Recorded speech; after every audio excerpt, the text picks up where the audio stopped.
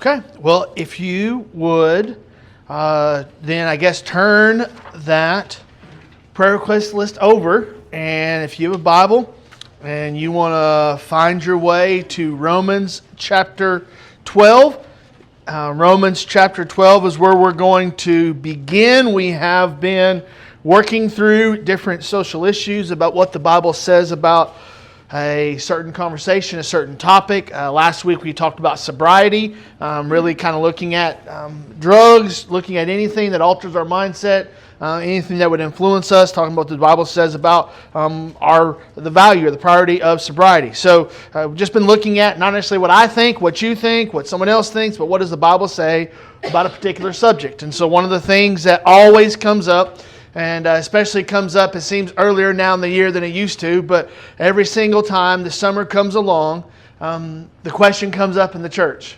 about dress, and the question comes up in the church about clothing, and the question comes up in the church about what rules, what standards, what guidelines, what policies that we're going to adhere to. And so really what the question comes down to is a question of modesty.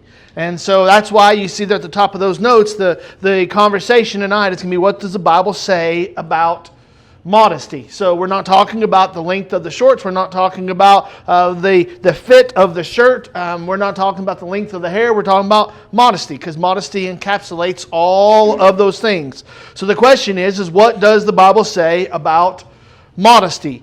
Same thing we've done in the last weeks. We've looked at kind of where the culture is at, kind of what the common thinking is at today. Then we go to what the Bible has to say about it, and then we end with some application, some practical applications. So when we think about the current setting that we're in, we're going to see that there is a lot of different definitions of what modesty is. So if you go and you pull out a dictionary and you want to look up the definition of modesty, you're probably going to find the definition of modesty as being the state of being modest. Not a lot of help there, okay? So then you go on and say, okay, well now we look up the word modest. Well, what does the word modest mean? The dictionary that I looked at said it's showing regard for decency in behavior, speech, and dress. Okay? Well, all right, so that gives me a definition, but we as a society, we as a church, we as individuals, we're going to have to come up with a definition of what modesty is. And so I put there, when it comes to even those of us in this room, we're going to be vastly different in how we define what is modest. Couple examples, and I don't know, maybe they have updated this from the last time I got it, but as of September of 2003, here is the definition as outlined by the Wellston School Board. When they talk about what they define as being modest, or they talk about what they define as being a dress code, they say, and I'm reading this straight from their policy, shorts that the material covers the fingertips will be allowed. Tight shorts, boxer shorts, and cut-off jeans that are frayed are prohibited for classroom or school wear. Biking shorts, spandex, or similar snug-fitting shorts or pants may be worn under loose-fitting clothes. And then it goes down there and says the principal will have the final say as to the appropriateness of any type of clothing. And so the school kind of takes a stand and kind of says, well, this is how we're going to identify what is within that bounds, what is modest and and what isn't. Then you think about, okay, well, what is another area? Well, Falls Creek is a popular conversation that people will have. It's the largest youth camp in the United States. All right, they'll have somewhere in the neighborhood of 7,000 to 8,000 students each week for 8 weeks down there in Davis, Oklahoma. And so they're going to run over 50,000 students through that campground in the series of a summer. So you might think, well, Falls Creek, they're going to have something to say about their standards or what they define as modesty. So this is coming from their dress code. No short shorts. Shorts are to be of modest length. Modest length can be generally defined as extending to just beyond the fingertips, which is generally no shorter than 5-inch to 7-inch inseam. No tight-fitting or revealing clothing. This includes leggings or similar attire which cannot be worn as pants. Girls may wear dresses or skirts, but they must reach the top of the knee. Now, as an individual that has driven the Wellston school bus, quite recently, I can identify not everybody has gotten the memo on the dress code. And as somebody that has also attended Falls Creek within the last 5 years, I can tell you that there are individuals down there that did not get the memo what the dress code was. So when we think about modesty, we have to understand that we are all going to come at this conversation with different definitions. We're all going to come at this conversation with different ideas of what it means to be modest. Now, I'm not saying your idea or your definition is wrong. I'm just saying we're all going to come to the table and we're all going to have a different idea of what we're talking about. And that is just part of the problem of trying to nail this thing down of what is modest or what is immodest, because we have such different definitions. So then, because we have such different definitions, then we're going to have a wide variety of different applications of then where this definition applies in the culture. So I kind of put a question there. When it comes to the idea of modesty, and I'd like to hear what you think about this. Is modesty a cultural issue? In the sense of that you will have different cultures, different ethnicities, that they're going to have different standards of modesty. And so modesty is a cultural issue. I mean, 20 years ago, you get that National Geographic magazine, and you'd want to flip back to those pages, and you'd find those African women, and they dressed differently than American women. And so is that so do we define modesty as being a cultural thing? Do we define modesty as being a generational thing? That different generations have different definitions or different standards of modesty. Do we define modesty as a geographical thing, depending on where you live? Boy, if you're down there closer to the equator, you get by with less fabric than you would if you were all the way up in the northern part of Alaska. So do we define modesty as being geographical? Do we define modesty as being an age thing? If you're below this age and you're supposed to dress like this, if you're above that age, you're supposed to dress like that. I heard something, I think it was this last summer, somebody said, when it comes to modesty, that they want people to dress for the body they have, not the body they want to have. Is that how it was? I mean, it's just one of those things that we've got to be thinking to ourselves, right? Is this an age thing? Or is it I put down there, is it a gender thing? I submit to you tonight that modesty is not a gender thing. We're all talking about females here. Because modesty is both a male and a female issue. What do you think? Is it one of those things? Does the definition of modesty change from culture, generation, age, gender? Well, I'm going to try to make an argument tonight, and then you can be the judge whether I make it correctly or not. My opinion, when we think about the idea of modesty, is that the majority of the people, and I put that there in those notes, overwhelming majority of the people, they get not only their definition, but they get their application of what is modest from what people would call the Overton window. Is anybody familiar with the Overton window? So the Overton window was, I'm not talking about the book that Glenn Beck wrote back 14 years ago. But the Overton window was a concept developed by a guy named John Overton back in the mid-1990s. And he developed it as far as he was a political science guy. So it was more in the realm of politics. But what he developed was this idea, this concept of understanding trends in society. And so there was a certain number of politicians that they were coaching and trying to counsel and say, here's what you can say that would be acceptable, here's what you would say that would not be acceptable. So coaching them how to get elected and how to speak politician. Okay? So when he developed this, and that's what this is right behind me, is he is saying that there is a whole sliding scale. And you have this whole sliding scale that moves from unthinkable, radical, sensible, popular, policy, and then it goes right back to popular, sensible, radical, unthinkable. So what his argument was, and his contention was, is there is a window, and I put there just the Overton window, that where the society is at, that this is acceptable. There are some people that are more conservative, there are some people that are more liberal, but this is kind of the run of the mill. And then what happens over time is this window will shift. Most of the time it shifts to the left.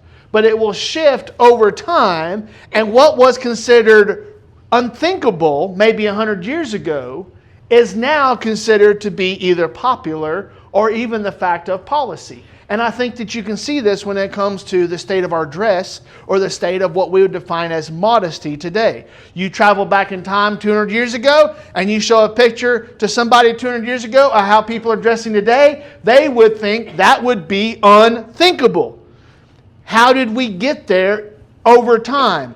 What John Overton is saying, what the Overton window articulates or argues for, is that over time, that window gets shifted, and we, over time, just become acclimated to that shift.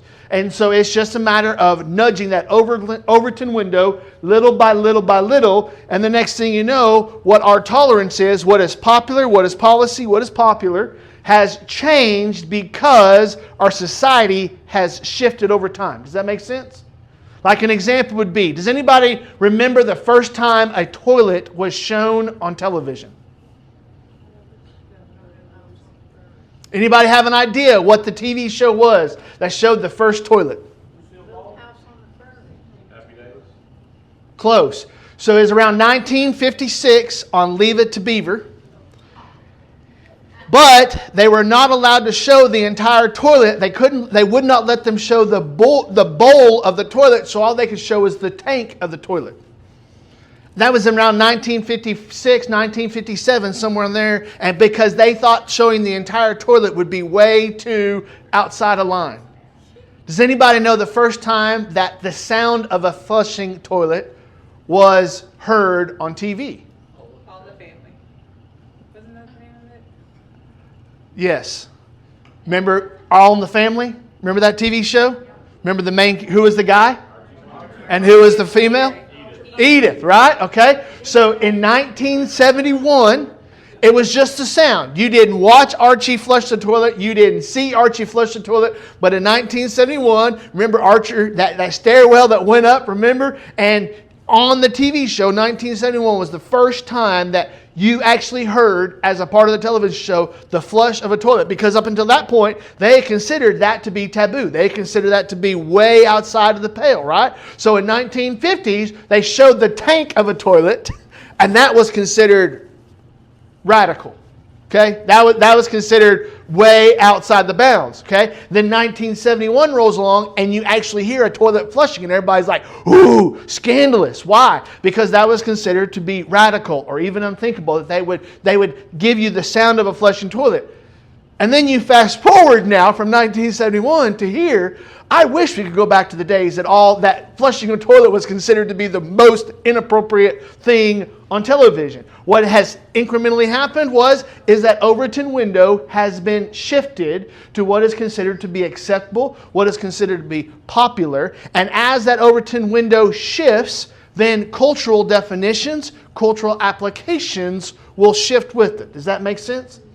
So it's this idea that you and I constantly need to be aware that window, that Overton window, is constantly trying to be pushed by either side. And we are constantly being incrementally conditioned, I think, this is my opinion, we're being incrementally conditioned to accept what is popular, what is policy, or what is sensible. And we're constantly being conditioned or even just... They barrage on us enough, and we finally relax. We desensitize. Yes, very much. The desensitization that we are just being bombarded over and over and over again. That's that Overton window. You may say, well, okay, so does it have a purpose? Yes. So there's a British theologian from about 100 years ago, and he is writing about what does it take for there to be a cultural or a sexual revolution. And so he was writing and talking about how do we come about and see a revolution take place in a society. And so he had three, and I put those here, he had three requirements that are necessary to bring about a cultural, social, or a sexual revolution. He said the first requirement is what was once condemned now has to be celebrated. That was the first requirement. You're going to bring about a social, a cultural, a sexual revolution. What once was condemned must now be celebrated. The second step that he said is that what was once celebrated must now be condemned. So you had what was condemned is now celebrated, and then you have what was once celebrated is now condemned. There's a lot of spooky examples that we have in our society right now of what was once condemned that is now being celebrated, and what was once celebrated is now being condemned. And we're seeing this take place in our society right now. So he said these two steps are necessary. The third step that he talked about was that if you do not celebrate, you will be condemned. So what was once condemned is now celebrated. What was once celebrated is now condemned. And if you and I sit here and go, well, we're just going to stay neutral, we're not going to pick a side. No, we don't get that option. If we do not celebrate, we will be condemned. And a lot of times that's where we're at in the world. The world will demand that we be tolerant, but they do not give us tolerance back. And the majority of the time when they talk about you and I being tolerant, or you and I being approachable, or you and I being loving, or you and I being agreeable, what they're trying to do is they want you and I to shift our Overton window and to accept what they want us to accept. And that's the play. They are saying what once was condemned is now celebrated, what once was celebrated is now condemned, and you have to celebrate. And if you don't celebrate, you will be condemned. And we see this taking place. We see this taking place in our society. We see this taking place in our culture.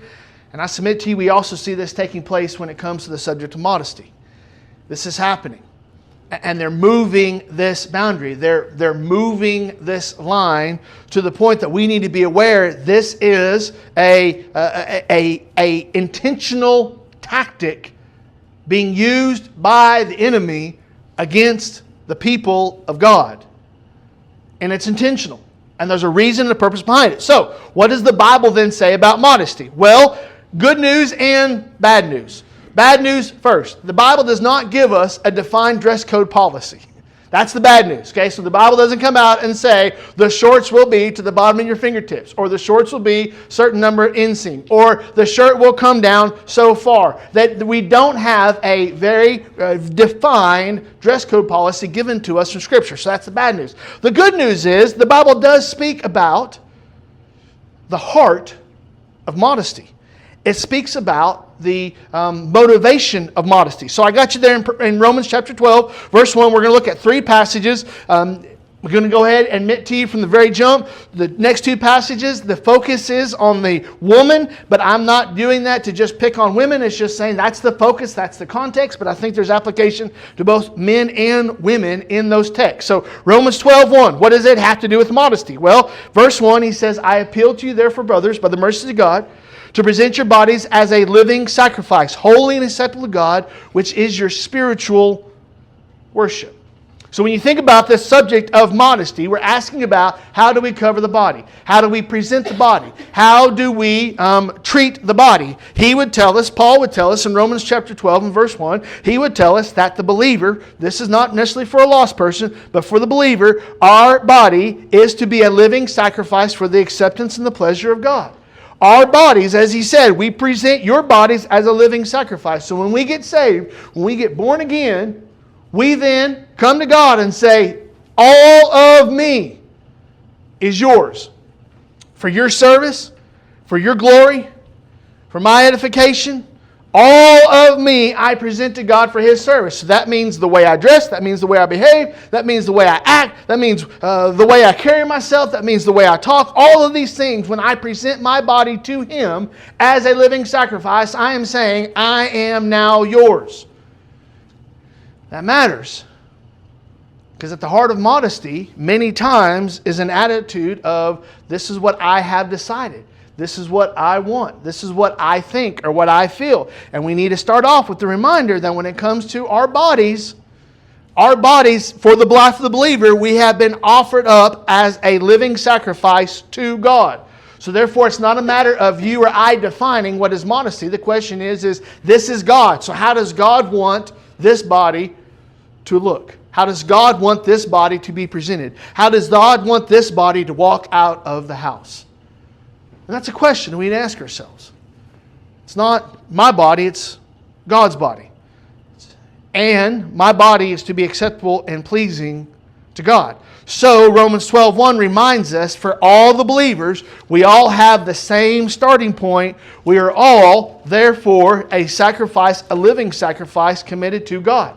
So that's going to come down later on when we get down to the application. That's going to come into saying, okay, so that should address how we think about things and how we approach things and how we come at things, okay? So the Bible does have something to say about our bodies. The Bible does have something to say about our attitude towards our bodies. The Bible also has something to say about our appearance in our bodies. So 1 Timothy chapter 2. He's looking at the women. Why? If you look up here contextually, he is going to talk about the idea that some of the dangers that the men are facing and some of the temptations the men are facing, the struggles they're facing, and some of the struggles that the women are facing. So if you look back up there at verse 8 of 1 Timothy chapter 2, he says, Paul is writing and he says, I desire that men in every place should pray, lifting holy hands without anger or quarreling. So he says, this is the issue the men are having. This is the struggles the men are having. They're fighting amongst each other. They won't pray. And all they're doing is staying angry, and they're not disciplining their anger. So then he turns in verse 9 and he says, now likewise also that women should adorn themselves in respectable apparel with modesty and self-control. Not with braided hair and gold or pearls or costly attire, but with what is proper for women who profess godliness with good works. So what's the argument that Paul is making? Paul is making an argument that modesty is and I put that in your notes, it's a sign of godliness. Modesty is a sign of faithfulness. Modesty is not something that so you can check a box. Modesty is not something so that you can conform to someone's ideals or someone's policies. Modesty is a way that both men and women demonstrate, show, reflect their godliness and faithfulness to God. So he's telling them there that they shouldn't be worried about adorning themselves with all the things that the lost world does that draws attention to them or makes them look. But he says, but with what is proper to profess godliness. That's verse 10. Yes, the women are in focus, but believers, paying out a little bit more, believers are in focus. And if I was going to to summarize that, it's like Paul is saying, it's the external reveals the internal.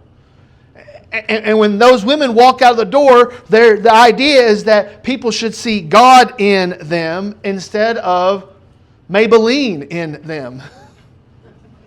And a couple articles I was reading by women talking about modesty, because sometimes they say, well, all you read is a slanted opinion. So I was reading one person called Fritz Cherry, a female called Fritz Cherry, and she was talking about the subject of modesty. And she had this quote there in her article, and it said, when you look in the mirror, are you looking for sexiness or fruits of a biblical woman?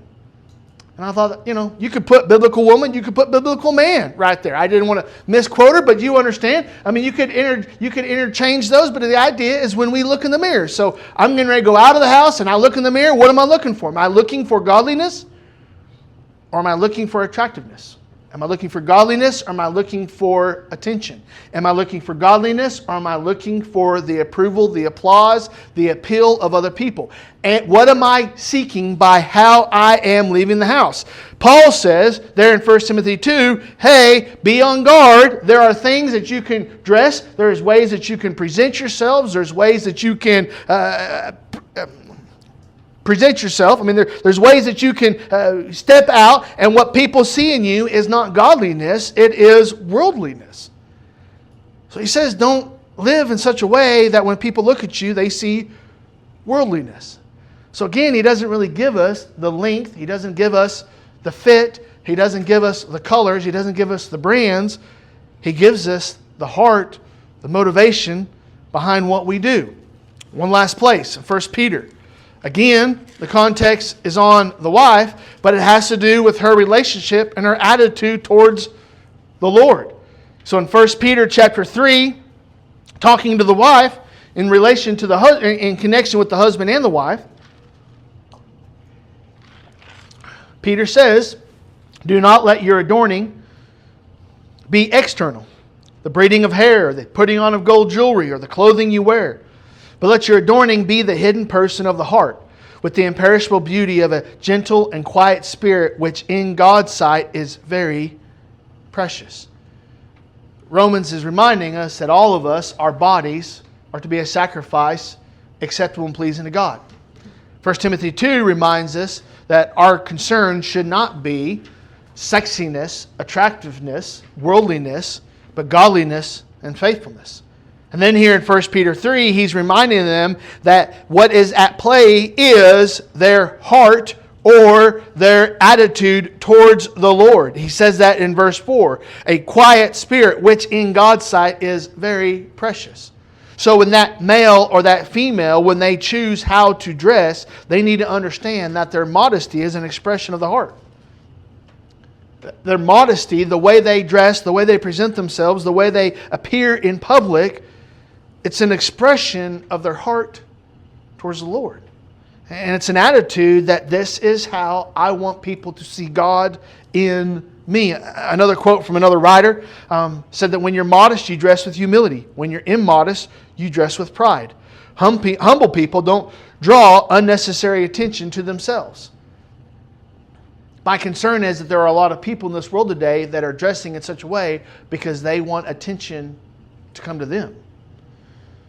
And the Bible encourages us and the Bible teaches us that there should be nothing selfish about the way we dress. We want people to look at us.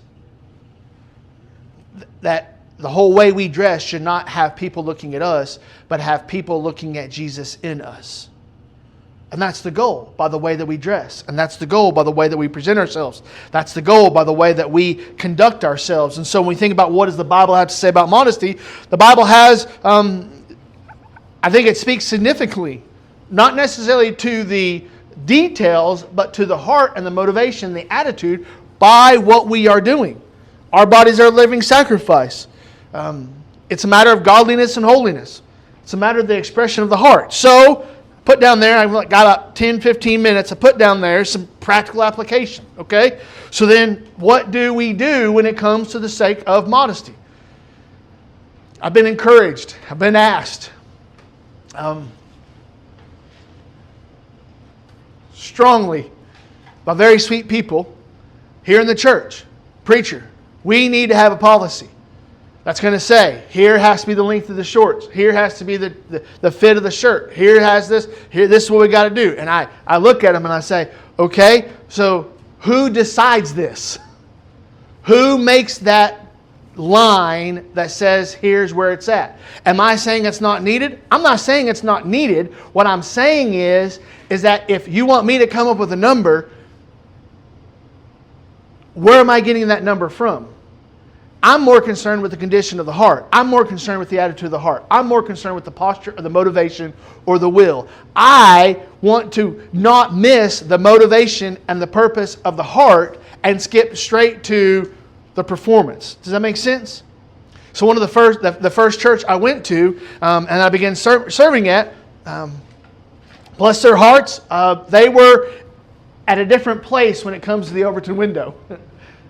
And one particular Sunday, a young man came walking in. He was probably 19 or 20 years old. He came in and he had shorts on. He came in and he sat down in Sunday school, and I could tell that people did not like the fact that on a Sunday morning he was sitting there in shorts.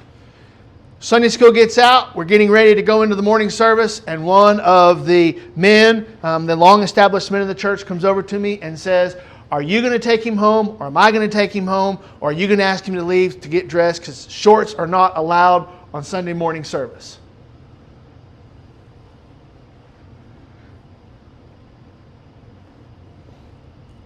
Says who? I can understand 150 years ago. I can understand. I can tell you, I can testify to you, I don't think I've ever worn shorts on a Sunday morning service, okay? But it's not one of those things that I go around boo hiss if somebody does. It's one of those things, I'm more concerned about the attitude and the condition the posture of the heart, right? I don't want to just jump to and say, well, we're going to use these, we're going to set some guidelines, we're going to set some rules, and then we're going to hold rigid to that. I think that we need to first start with the attitude of the heart. Do we need to have some boundaries? Yes. I'm not against having boundaries, just don't jump to the boundaries and miss the heart. So, when you think about this as a practical application, I put there, modesty is based on the condition of the heart and the motivation of the will. We want to address the modesty issue, address the spiritual issue. How do we address the modesty issue? We address the spiritual maturity. When people start realizing they do not look appropriate to come in for the worship and the pleasure of God, then they will start to say, hey, I'm going to dress differently because I want people to think about me differently. And it's one of those things that we need to address that. So these first three come from an article from a website called Desiring God that puts out some different materials and different thoughts. And so don't want you to think I'm trying to plagiarize anything. But these first three come from him. And he said, there's some questions we need to ask ourselves when it comes to this modesty thing. Is it becoming or unbecoming? Now you may be like me and you're like, what does becoming mean? I mean, how are we going to define that? Well, I put there for you. Becoming would be defined as something that is suitable, appropriate, or proper. So he's saying, when we come to this modesty question, we need to ask ourselves, is this, whatever I'm wearing, whatever you're wearing, whatever someone else is wearing, is it becoming or is it unbecoming? Is it appropriate, is it not appropriate? And we would agree that pajamas, swimwear, slacks, dresses, they all have their place. But we could also hopefully agree they all don't belong in the same place. Right? And sometimes if you're having a problem with insomnia and you want a little entertainment, just get up, drive to your local Walmart, 2 o'clock in the morning, and just go walk around and see the different personalities that frequent that place at that certain amount of time, because you will see a lot of different places all in the same place. Okay? But it's one of those things we need to be thinking to ourselves, is this becoming or unbecoming? And I think it's a question we ask ourselves at any point. Is it appropriate? Is it suitable? Is it proper? So he says when we're talking about modesty, ask the question, becoming or unbecoming. Then ask the question, is it decent or indecent? What does decent mean? Decent means that it's respectable, it's adequate, it's within good taste. Is this decent or indecent? I think this would go back into what John was saying as far as his dress code for his daughter. As far as raise your hands, touch your toes, if it shows, change your clothes. Similar? I mean, so that would be what we're talking about. We're talking about the decent or indecent. And I think John hits it right on the nose. If what you're wearing would not be appropriate for me to wear out of the house, then you shouldn't wear it out of the house, right? But that's what we're talking about, the decent and indecent. Now I realize you're going to have a whole lot of people that are going to go, but Dad, or but Mom. We're talking about the heart. We're talking about the motivation. We're talking about the posture. God was good to me, did not give me daughters. And I am grateful. I am grateful that there are conversations that I don't get to have. And I am perfectly okay with not having some of these conversations. But at the same time, I also understand that there are those conversations happening where I want to wear it because I think it looks nice, and it's not the question, does it look nice? The question is it decent or is it indecent? That's the question we need to ask, because really the definition of what is modest has not changed biblically. It might have changed culturally, it might have changed socially, but what is modest has not changed scripturally. And what is modest, according to Scripture, is what is pleasing, acceptable, and honoring to the Lord. What points people to God instead of pointing people to a body part? What points people to God instead of a person? What is honoring to God and not what is appealing to man? So the question, is it becoming or unbecoming? Is it decent or indecent? Here's the third question that he asked was, is it moderate or is it excessive? Moderate just meaning reasonable, mediocre, mild. The idea that what's wrong with being plain Jane? There's nothing wrong with being plain Jane. Saturday, coming across the border, and the way it works out is the couple that we're with, they've got some little Pike Pass, Fast Pass, whatever. So we have to walk across the bridge there. And so we walk across the bridge, and I get down there, and I've got blue jeans on, I've got a red plaid shirt on, and I've got my passport, and I come up and I hand it to the guard, and he looks at me and he asks me, he says, "Do you speak English?"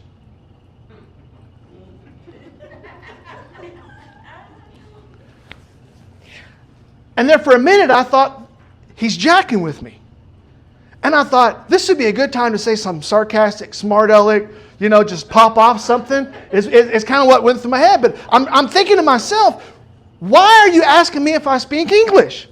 What else am I supposed to speak? I mean, what is the impression that I'm giving you? And so I said, "Excuse me?" And he said, "Do you speak English?" And I said, this is one of the few times that I kept my mouth shut. I said, "Yes, sir, I do." And then we went on, but I asked the couple, I said, why in the world would he ask me if I spoke English? And he said, well, because there's a lot of Mennonites south of Juarez, and a lot of the Mennonites either speak Spanish or German.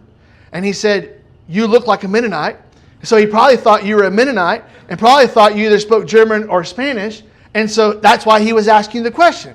And I'm like, well, I've been called worse. I've been thought of being worse. But when you think about the Mennonite, or even like Ron was saying, the Amish, you don't know them because of their trendy clothing. It's mediocre. It's mild. What's wrong with being moderate?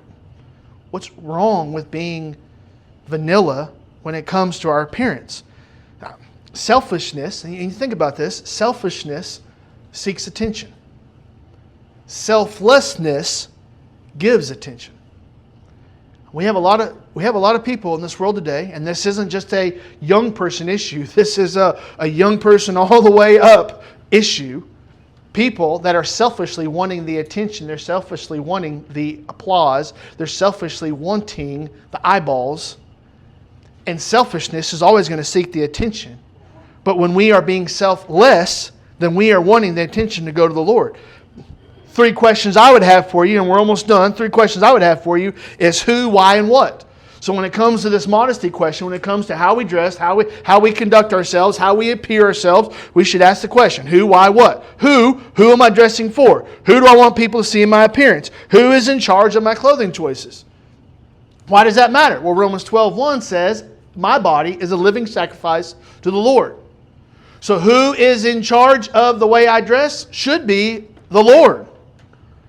Should be God. I should be Spirit-led. And so the question is who then picks out what I wear? That should come into play.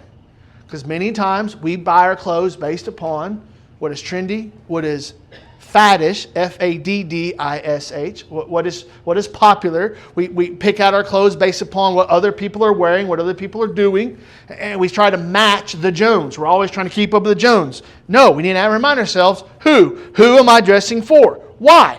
Why am I choosing the clothes that I wear? Why do I feel this is appropriate? Why do I think this is acceptable? Is it because all my other peers are wearing the same thing? We run into this opportunity every single summer when it comes to youth camp.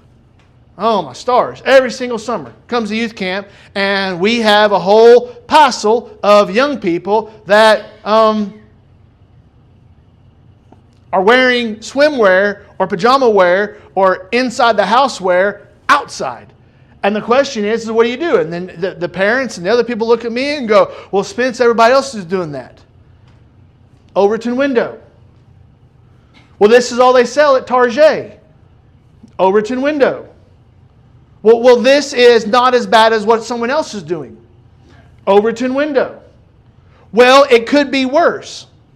Overton window. And you got to identify these things because it's not accidental. It's not just a coincidence. They are trying to, and I'm not saying that individual, I'm just saying the world, culture, society, godlessness, okay? They're constantly trying to move that needle, move that window so that we become desensitized, we become conditioned, we become acclimated to worse. And next thing you know, we find ourselves, our definition of modesty has become lax, not because of the Word of God, but because of the pressure of the world.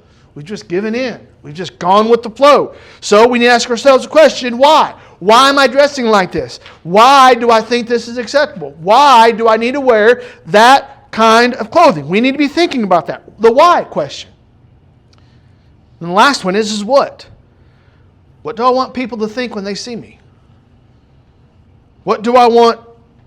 What is the response that I want from people when they see me? What do I expect people to see in me in the way that I'm dressed? It's a big issue. It's a really large issue right now, especially when it comes to, we don't even have time tonight to get into the conversation of males and the visualness that males go through when it comes to skin and flesh and temptation. And I know the pushback is, well, that's not all the women's fault. I agree, it's not all the women's fault, but we're team players in this whole thing, right? All right. So if you're wanting him to not look, then you don't show. I mean, that's a whole different thing. But it's one of those things, and we need to understand that modesty is at the heart of it. The attitude is at the heart of it. And you may think, well, it doesn't really matter when you get over a certain age. There's a guy named Steve Lawson. Steve Lawson has preached for John MacArthur. He is the dean of one of the programs at the Master's School out there that John MacArthur has started. A giant. I have read multiple of his books. I have listened to him preach and teach and lecture. I have spent hundreds of dollars to be mentored en masse by this man. 72, 73 years old. Lead pastor of a Trinity church in Dallas, Texas. Last week, he is removed from his position as the pastor because he admitted to having an inappropriate relationship, an ongoing inappropriate relationship with a woman that was not his wife. 72 years old, and he is having an inappropriate relationship with a woman who is 25. Now, what that tells me is, it reminds me that nobody's immune. That's number one. But it also reminds me that there is never a season you're like, okay, I've reached this point, I'm no longer in danger, and it's no longer a threat. 72 years old. And I'm thinking, 72 years old, that's kind of crazy. You know what was the number one TV show for ABC this last TV show season? The Golden Bachelor. The Golden Bachelor was the number one TV show for ABC. And I'm thinking, well, what does the Golden Bachelor? What is that? Well, they're finding a man in his golden years. So here comes Jerry, I think was his name. I'm sorry, Jerry, if I got your name wrong. But here comes Jerry. You know how old Jerry is? He is 72 years old. That's the number one show on ABC this last season was The Golden Bachelor, where Jerry is looking for companionship, love. He's looking for a wife. And that's the biggest show on ABC, was a 72-year-old man trying to find love.